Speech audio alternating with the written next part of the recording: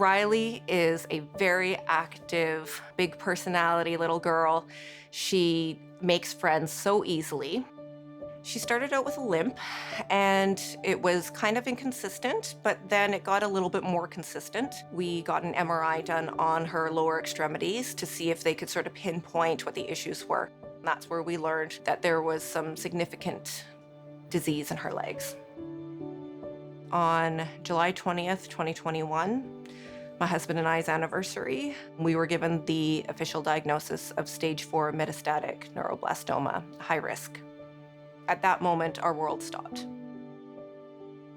This is a cancer that, out of all the kids that are diagnosed with this type of cancer, 50% will relapse within the first 5 years.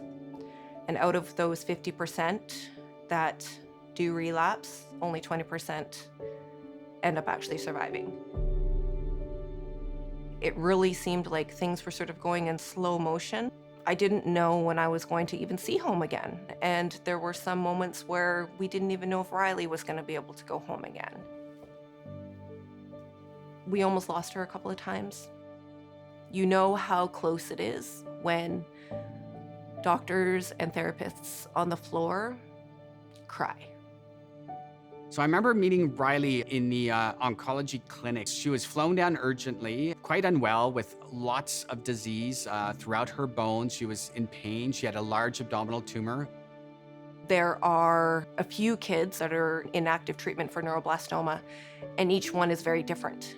So each approach can be unique. So Rylie's journey is different than two of her friends. It feels like it's very individual care and customized care for her. Treatment's not just being thrown at her and hope for the best.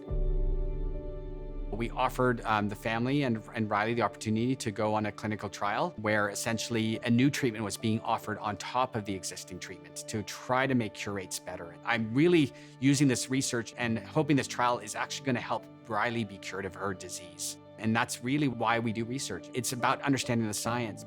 I don't want Rylie to have this disease come back. I want it to go away forever and for her to live another 80 years. Right now, she's running around, she's giggling, she's laughing, she's eating, she's talking, because these are things that months ago, she wasn't eating. She didn't eat for 4 months. She didn't talk for over 2 months. She couldn't walk for months. She's still not exactly how she was before treatment, but that's expected. And the biggest thing is as long as she has a smile on her face and she's happy, then that's what's most important. So if Rylie can fight as hard as she did to get through that chemotherapy, to push through and get out of hospital and get back to being a little child, then I can fight for all the kids that I treat.